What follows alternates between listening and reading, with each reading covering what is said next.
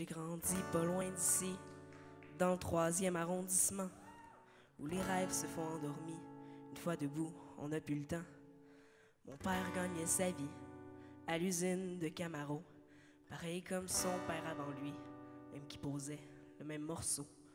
Ma mère faisait des ménages, moi je rêvais d'être écrivain, et puis de pelleter des nuages pour que le soleil brille enfin.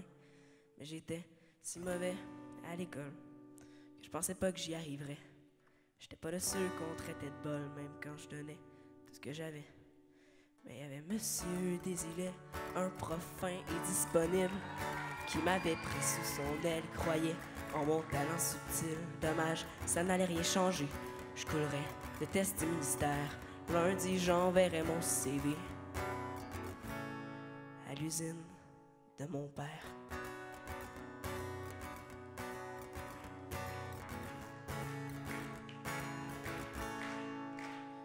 Mais la veille de l'examen final, le bon monsieur Désilet m'a tendu un crayon banal roulé dans un velours épais.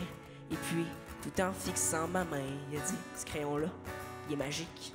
Prends-le demain pour l'examen. C'est les réponses et les répliques. » Je suis pas du genre à croire tout ce qu'on me dit, mais mon prof inspirait confiance. Puis je voulais croire un peu aussi. J'avais peut-être encore une chance. D'ailleurs, à la seconde où je l'ai pris, j'ai senti comme un changement. Je vous jure que je vous compte pas de menterie, non. Le crayon, il était vivant. Et contre toutes mes espérances, il écrivait pratiquement toute seule. Sans blague, ça n'avait presque pas de sens de le voir danser sur les feuilles. J'ai donc passé mon examen comme un petit test de routine, avec quelque chose comme 80, presque aussi haut que mon estime. J'aurais dû rendre le crayon. J'étais quand même pas un voleur, mais pour une fois que je me trouvais bon, puis que l'avenir était en couleur, j'ai mis le stylo dans ma poche, puis je suis parti en courant, la conscience aussi lourde qu'une roche lombrise pour en faire du ciment.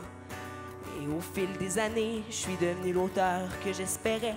J'ai même vendu dans le monde entier tous mes bouquins et mes essais, mais avec un sentiment étrange qu'au fond, j'avais rien accompli. Le crayon vainquait les pages blanches, moi, je n'étais que son outil. Je me suis mis à boire plus qu'il ne faut pour oublier que je n'étais rien, que je roulais dans une Camaro sur laquelle mon père s'usait les mains. En plus, j'avais toujours peur qu'on me vole mon précieux crayon ou que me dénonce mon professeur. Le sang serait vraiment fini pour de bon.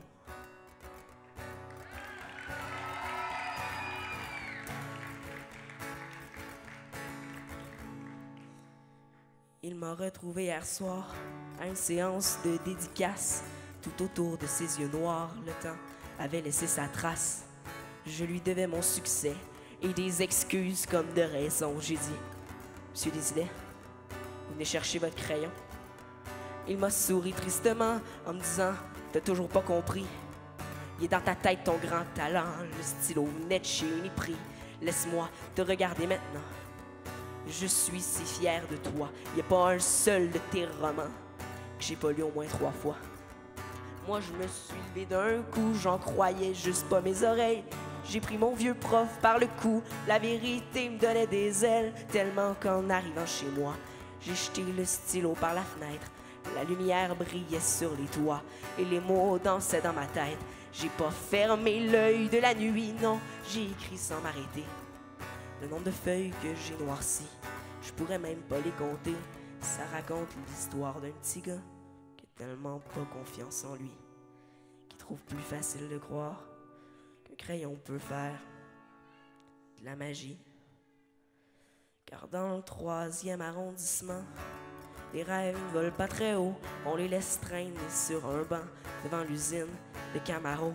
Et comme on entend la machinerie crier jusque dans le cours d'école, on comprend vite dès qu'on est petit qu'il y a juste les oiseaux qui s'envolent.